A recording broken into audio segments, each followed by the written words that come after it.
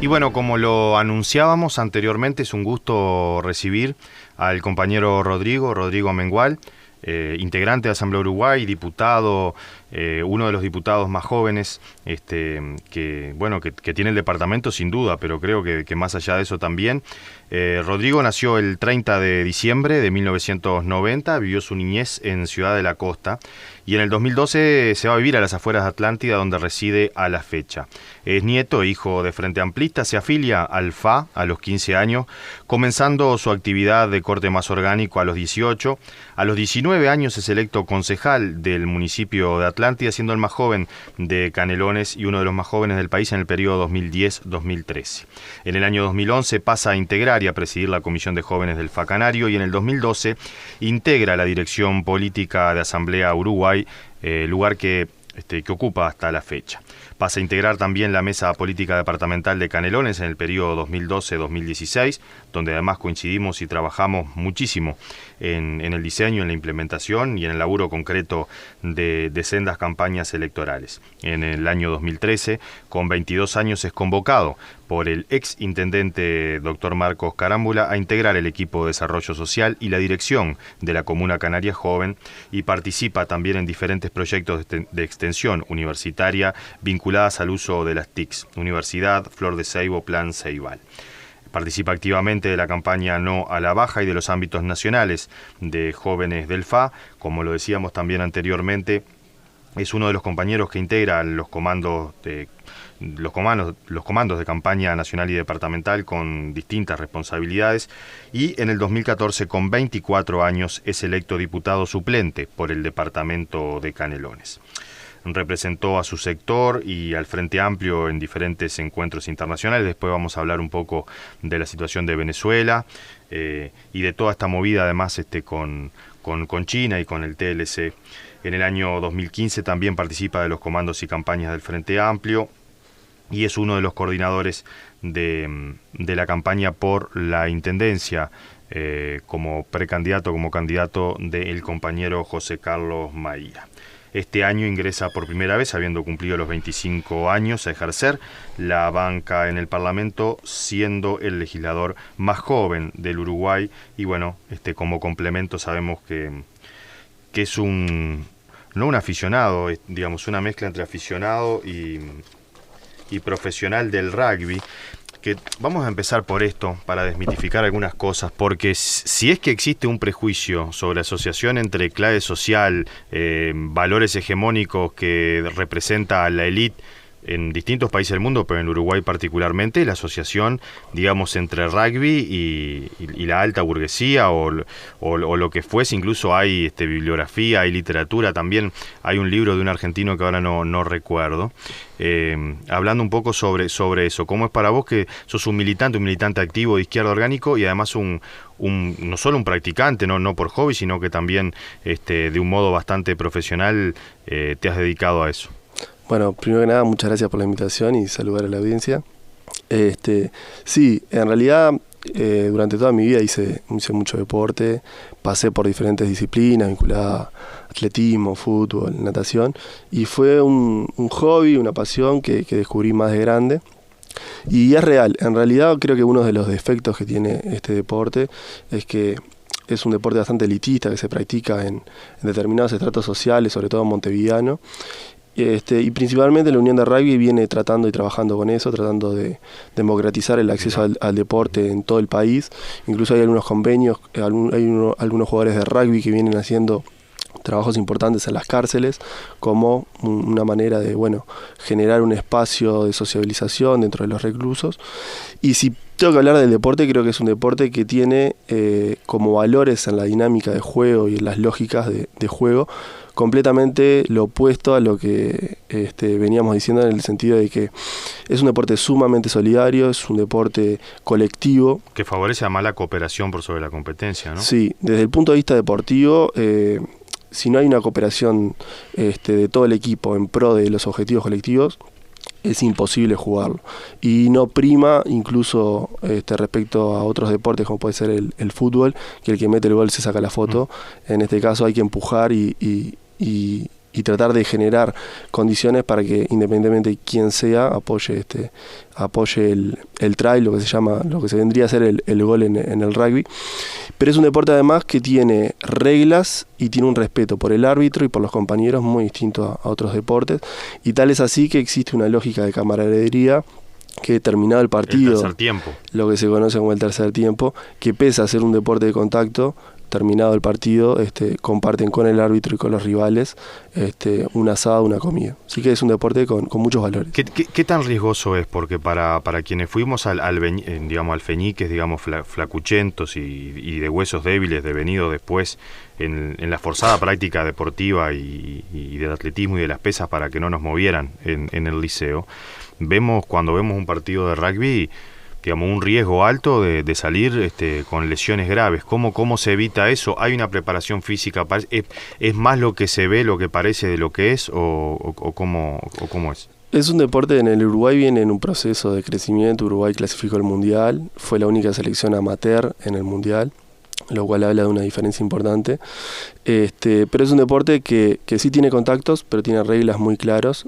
Hay mucha lealtad dentro del deporte, al ser un deporte de contacto. Se evita desde las reglas evitar todo tipo de situaciones de riesgo. Es un deporte de contacto, hay lesiones, y para eso se trata de practicar la técnica y de entrenar lo mayor posible. Rodrigo, vos estuviste primero... Tenés una historia de militancia y de responsabilidad desde el punto de vista institucional desde muy, muy joven. Fuiste concejal, es decir, participaste de esa segunda experiencia, pero de la primera experiencia de elecciones en el tercer nivel de gobierno. Formaste parte de lo que se denomina del Ejecutivo Departamental en la dirección de Juventud, y ahora... entraste a debutar, debutaste en primera en la Cámara de Representantes este año. ¿En qué enseñanza te dejó cada aspecto de eso? ¿En qué lugar te sentiste más cómodo? Y además, ¿cómo te visualizás también a futuro, ¿no? Porque por ahí hiciste un camino que realmente, para lo que es la gerontocracia uruguaya, la partidocracia uruguaya, muy vertiginoso y también particular, y eso expone y te expone también de alguna medida al impulso y su freno, como decía Real de Azúa. Contanos un poco cómo han sido estos años, que han sido también vertiginosos para vos, ¿no? En ese sentido. Sí, han sido experiencias muy ricas y muy positivas. Uno concibe la política como un mecanismo de dar respuesta a las demandas sociales, ¿no? Y uno cree que a través de la política es que puede transformar la sociedad. Entonces uno ha despertado desde muy joven las ganas de aportar y de contribuir a la construcción de una sociedad más justa, y lo ha hecho de diferentes ámbitos. Puedo decir de que cada una de las responsabilidades, con orgullo, he sido propuesto por mis compañeros. Y sí, mis responsabilidades desde muy joven, en el caso del municipio, son lógicas muy distintas. Es una lógica muy territorial, muy de vecino, muy de cercanía, donde se buscaba más que nada buscar respuestas concretas a necesidades bien específicas de los vecinos, incluso con diferencias quizá con la oposición no tanto ideológica, sino de gestión. Y bueno, sí, experiencias de gestión a nivel departamental, eso ya cambia las lógicas. En mi caso me tocó estar al frente de las políticas de juventud con un equipo importante, lo que me permitió conocer mucho el departamento, ver las diferencias y lo heterogéneo que es la juventud canaria y la juventud uruguaya, porque Canelones tiene particularidades muy grandes, marcadas, sí, con 30 municipios donde los jóvenes tienen necesidades y problemáticas y aspiraciones distintas, por ejemplo lo que es en el Santoral, que es lo que es de la zona metropolitana, y eso además requiere desafíos y buscar políticas que ataquen desde el punto de vista universal, pero políticas específicas a esas necesidades que son bien distintas a lo largo del departamento. Han sido experiencias muy positivas, muy enriquecedoras, y bueno, y en esta nueva etapa estamos tratando de aportar desde el Parlamento con una mirada joven. No es común en la política uruguaya, lamentablemente. Tenemos una sociedad en general envejecida, pero la política uruguaya se acentúa. Tenemos los máximos líderes políticos que están por encima de los niveles de expectativa de vida del Uruguay. En todo sentido, ¿no? Incluso digamos, hasta la propia muerte del expresidente Jorge Valle, un hombre que ha marcado, o sea, cumplió 89 años, ¿no? Es decir, que independientemente del partido político, bueno, José Mujica, nuestro actual presidente, y otros, son personas que pasan los 70, los 75 largos, ¿no? Para vos que sos sub 30 todavía, Rodrigo. 25. 25, bueno. Exactamente. Sí, yo lo que creo es que tenemos que generar los mecanismos para que toda la sociedad se vea representada en los órganos de decisión, porque debemos aportar visiones, y creo que los jóvenes, si bien nos tenemos que hacer cargo de las políticas de juventud, tenemos mucho para aportar. Somos una parte importante, si bien es una sociedad envejecida, somos en torno al 25% de la población. Creo que no hay proyecto viable de una sociedad que no apueste a los jóvenes y que le dé un espacio para construir desde el presente hacia el futuro. Y creo que los jóvenes tenemos mucho para aportar y decir. Es verdad que por lo general se nos estigmatiza, se nos subestima, y bueno, quienes tenemos la responsabilidad y la suerte de ejercer una responsabilidad tenemos que plantearlo, y creo que eso es uno de los objetivos más importantes. Plantear las necesidades, plantear los temas de los jóvenes como algo importante en esta transformación que viene llegando adelante el Frente Amplio. ¿Y la llevan el resto de los compañeros o incluso desde otras tiendas políticas, o vos considerás que es una resistencia que es tendencial o que es casi crónica a nivel de todos los partidos políticos? ¿O crees que eso también está cambiando? Yo creo que la visión sobre los jóvenes... Perdóname que te interrumpa, sí. Lo digo en el sentido de si te toman como un interlocutor igual, o sigue siendo el país de pagar derecho de piso. Hay que pagar derecho de piso y hay que romper algunas lógicas o prejuicios, y hay que demostrar la cancha. Digo, a mayores responsabilidades hay que cada vez subir un poco más la vara, y demostrar que independientemente de la edad que uno tiene para aportar, sin duda. Rodrigo, quería comentarte o intercambiar con los oyentes y... ya no sé si televidentes, porque no te miran desde un tubo de rayos catódicos, ya desde cualquier celular, de cualquier tablet, esto que denominamos Nos Vemos en la Radio y que sube en YouTube. Quería comentarte un poco también del aprendizaje de un lugar no institucional, pero que es de donde nos conocemos y donde laburamos.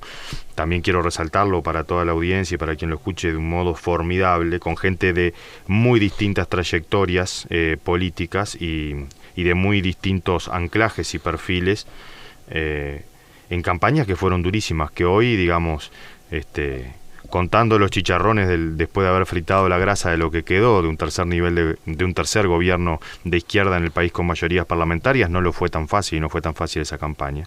¿Qué te dejó la experiencia de haber trabajado en la interna, en el aparato, en lo orgánico, en el Frente Amplio Canelones, y los años también que participaste en la mesa política con nosotros? Sí, para mí han sido experiencias muy enriquecedoras. Digo, en mi experiencia he tenido experiencias juveniles, de gestión, y también en la orgánica.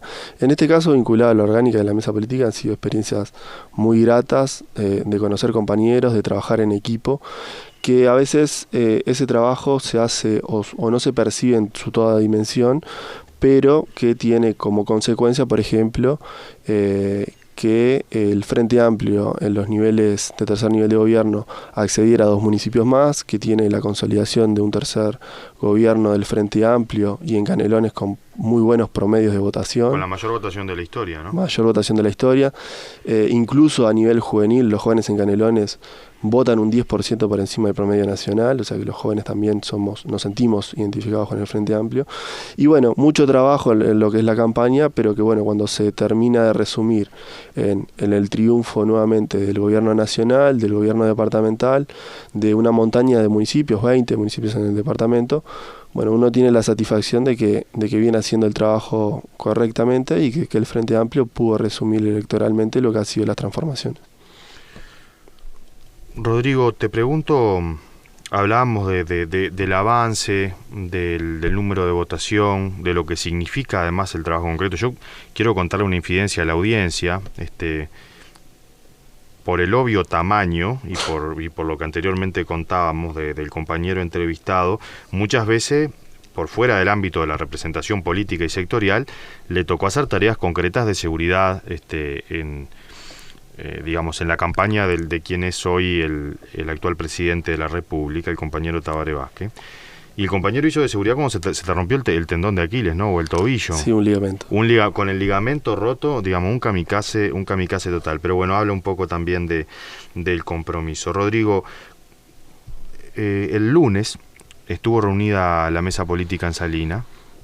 Uno de los temas es discutir, pensar y elaborar colectivamente cuál es la síntesis, la autocrítica y también la estrategia de construcción y de resistencia frente a este embate. Vos estuviste en Venezuela, el embate, digamos, de los gobiernos antipopulares, oligárquicos, concentradores, excluyentes, de neto corte liberal, amigos de los Estados Unidos y bastante menos amigos de los trabajadores, con golpe de Estado de por medio que nos hubiera parecido una locura hace un par de años atrás cuando diseñábamos la campaña y esto parecía ese país calmo de las siestas, ¿no? Que Benedetti decía que nos vendieron mal un país de coroneles que tomaban mate en los cuarteles y un país que le iba bien en los campos y en las canchas. ¿Cómo ves hoy este proceso de avance de la derecha en América Latina? ¿Cómo ves al Uruguay circunscripto en esto y qué salidas o qué estrategias o qué cuestión táctica o política habría que implementar de aquí en más? Bien, vinculado a Venezuela en particular o vinculado a la región en general, en mi caso yo visité Venezuela y conocí una Venezuela donde aún estaba Chávez como presidente en la última elección de Chávez, lo cual ha cambiado un poco la realidad de Venezuela y de la región notoriamente en lo que ha sido los últimos 5 años. Yo no tengo no tengo dudas de que la revolución bolivariana y lo que ha sido la figura de Chávez en Venezuela ha sido muy positiva. Y si alguien tenía alguna duda, un hombre que ganó casi 3 elecciones seguidas, deja sin ninguna duda que tenía un apoyo popular. Transformaciones en el ámbito social, en la infraestructura, en el desarrollo de trenes, de hospitales. Creo que le hicieron muy bien la misión de vivienda, ¿no? La gran misión venezolana. La misión de vivienda, exactamente. 1 millón de viviendas. 1 millón de viviendas. Fueron cambios y transformaciones importantes. Una Venezuela que ya no regalaba el petróleo a Estados Unidos, sino que hacía uso de sus recursos naturales en pro de los beneficios de su pueblo y de los pueblos hermanos también, ¿no? El otro día mientras lo discutíamos decíamos, porque si algo no hacen los árabes con la renta petrolera es usarlo para la revolución, ¿no? Sin duda. Más bien todo lo contrario. Y menos sociabilizarlo, colectivizarlo con los vecinos, ¿no? Yo creo que en sí el proceso bolivariano fue positivo. Y creo que los gobiernos en general en la región fueron positivos. A ver, pensar en Brasil, que sacó casi 40 millones de pobres, a un uruguayo de unos 3 millones, una persona que vive en un país de 3 millones, no nos da la cabeza como para dimensionar esas transformaciones en tan poco tiempo. Yo lo que creo, sin duda, es que lo que no se puede hacer es, independientemente de la tienda política, es violentar las instituciones. Lo que no se puede hacer, por ejemplo, es, como hizo la derecha uruguaya, decir y afirmar durante 13 años que en Venezuela había una dictadura y en el primer resultado favorable electoral de la oposición celebrarlo como un acto democrático. Es decir, debemos en todo momento tratar de... Es democracia solo si gano yo, como sí, Trump. Claro, exactamente. No se puede, vinculado a circunstancias que favorezcan electoralmente, tener una definición. Yo lo que creo es que hay que fortalecerlo. Creo que hay diferencias en todos los procesos. Fue distinto el proceso paraguayo, fue distinto el proceso brasilero. Sí, lo que creo es que no habían procesos de acumulación social y no tenían mayorías que respaldaran esas presidencias, sino que se construyeron en base a alianzas, y eso es un diferencial que tiene el Frente Amplio. El Frente Amplio viene con un proceso de acumulación histórico, social, con las organizaciones sociales, con las masas, tiene una mayoría propia parlamentaria que es lo que le ha permitido ir transformando la sociedad y el ir planteando esa agenda de derechos, y creo que hay que estar atentos, y creo que como izquierda uruguaya debemos aprender, y lo primero que tenemos que aprender es que hay que gestionar bien, hay que saber reconocer los errores. En Venezuela hubieron errores, en Brasil hubieron errores, y como izquierda que nos planteamos ser muy críticos, tenemos que también ser autocríticos. Entonces, bueno, la izquierda uruguaya creo que tiene que aprender de la región, tiene que aprender de los golpes que ha tenido las izquierdas en la región, y creo que en el caso de Uruguay venimos por un camino mucho más sólido. ¿Pero vos decís que Uruguay es ajeno? No, Uruguay no es ajeno, las derechas coordinan, hay efectos, no es casualidad que... Hay correlación de fuerzas también, ¿no? Hay correlación de fuerzas.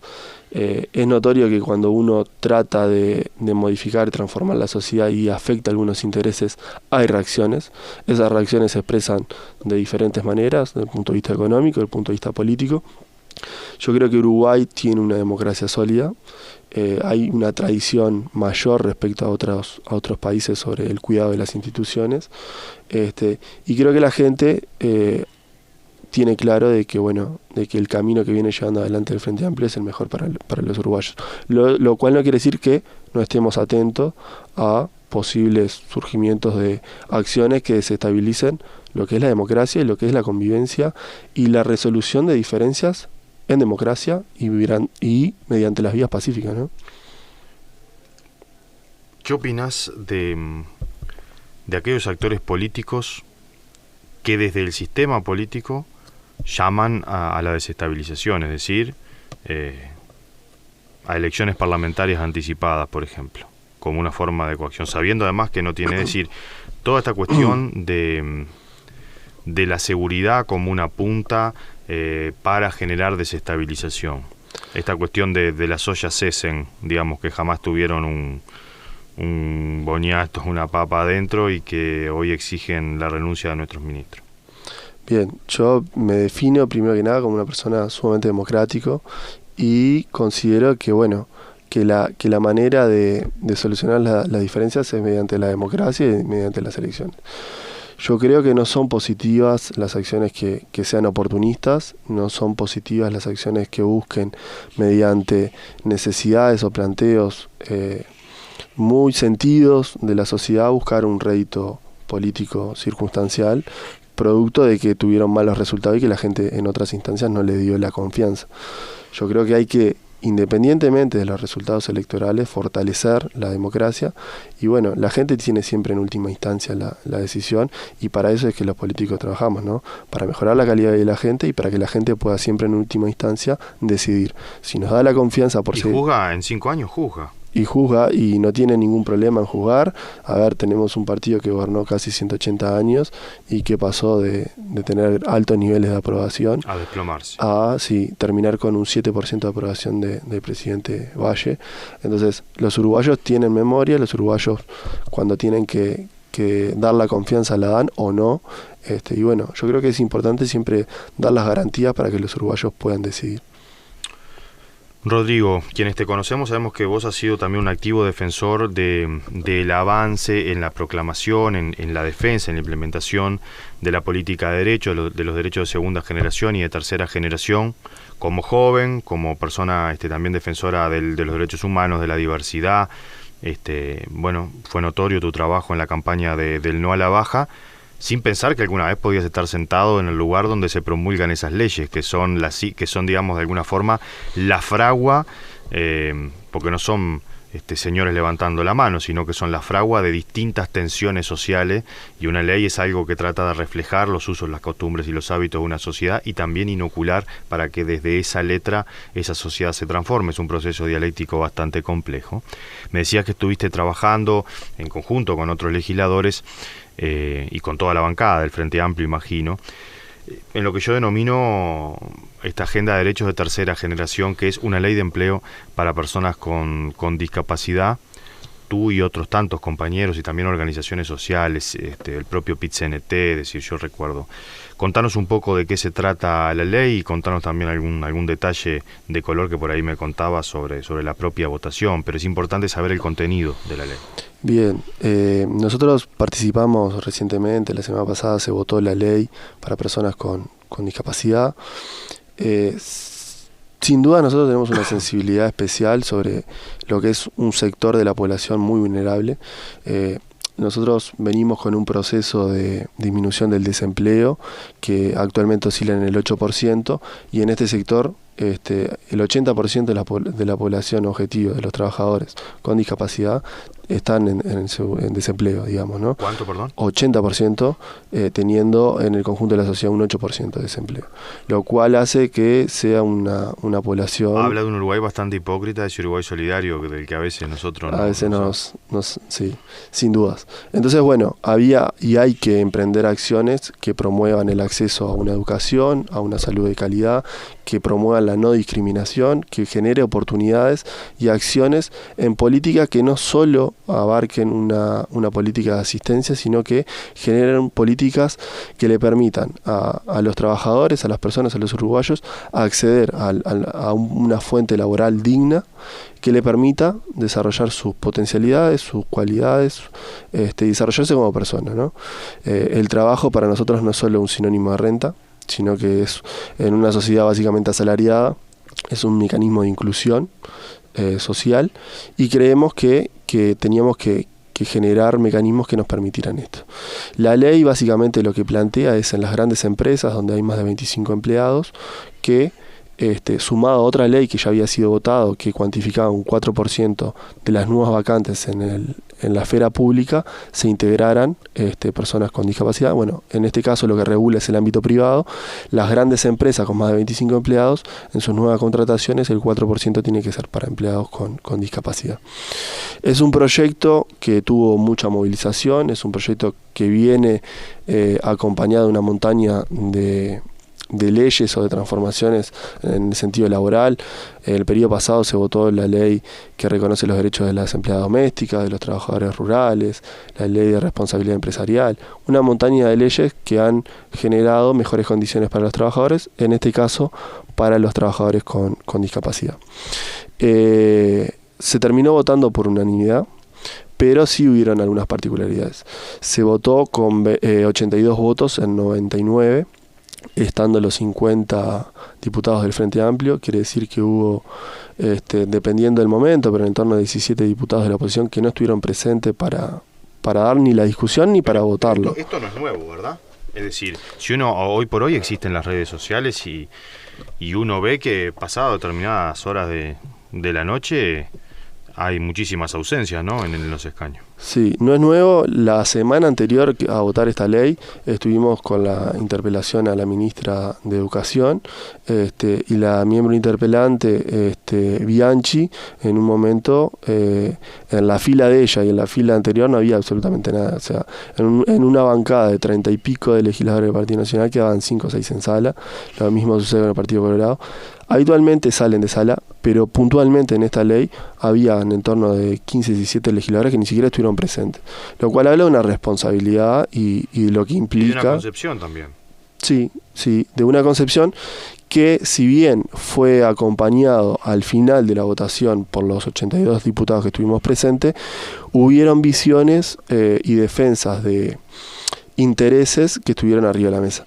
Particularmente hubo un artículo, el artículo 18 de la ley, donde habla de la responsabilidad en caso de no cumplimiento de la normativa, digamos, cuando se aplica la ley.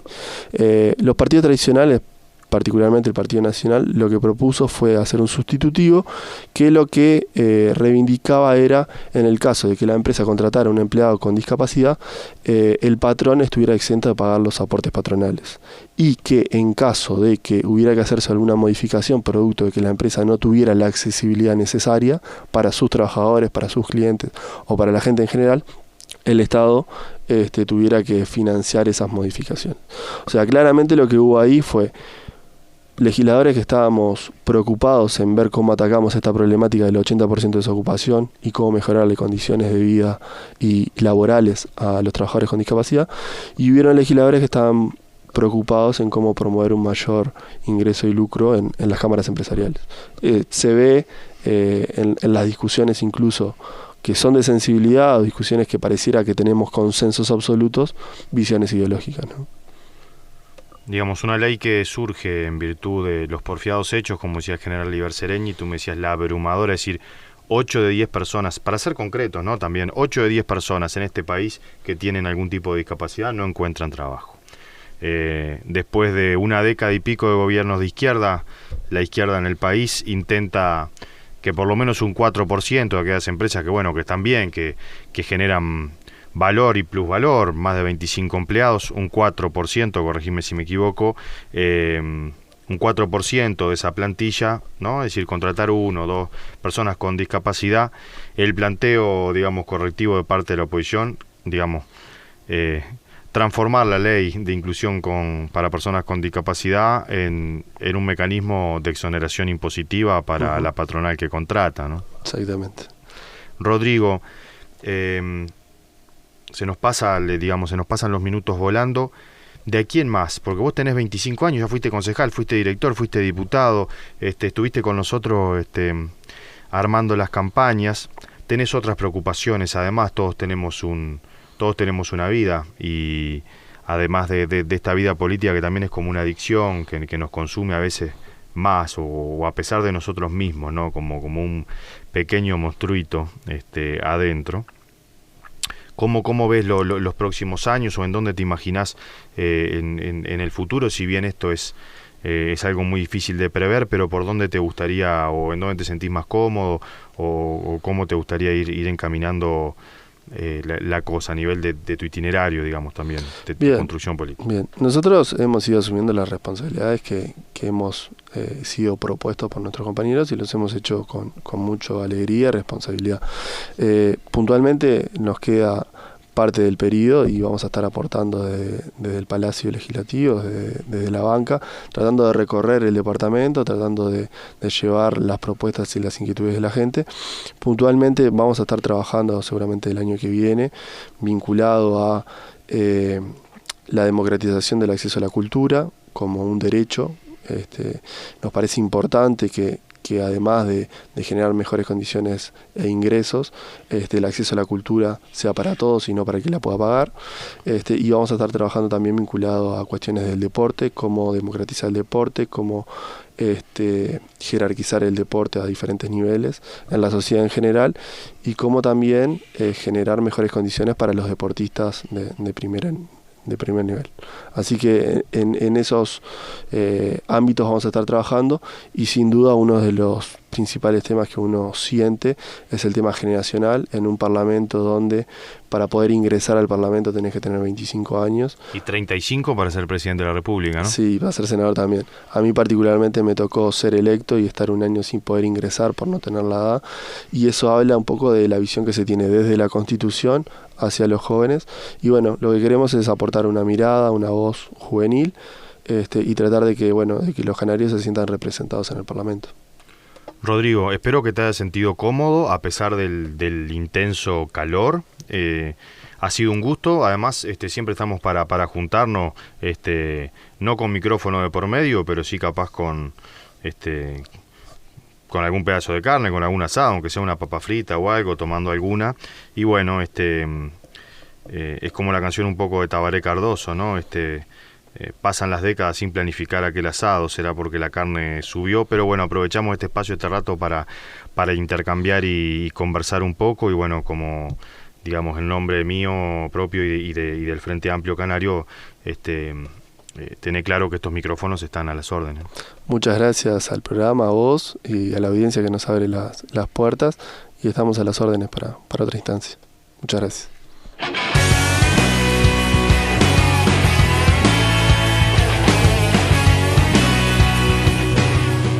Y bueno, llegamos al final de un nuevo espacio, de un nuevo programa, y espero que hayan podido disfrutar de este intercambio, de esta mateada que hacemos vía el éter y vía binaria también. Como decimos siempre, nos vamos a encontrar la semana que viene. Saludar a los compañeros del 1570M del Dial, Radio Canelones, a los compañeros del 1600 Continental y de FM Atlántida, así como a los seguidores del canal de YouTube. Como decimos siempre, los queremos mucho. Chao.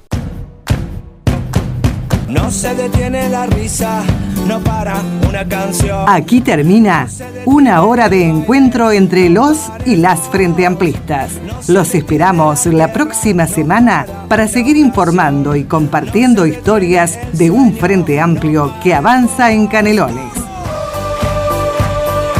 Canelones no se detiene, un espacio de la Departamental del Frente Amplio.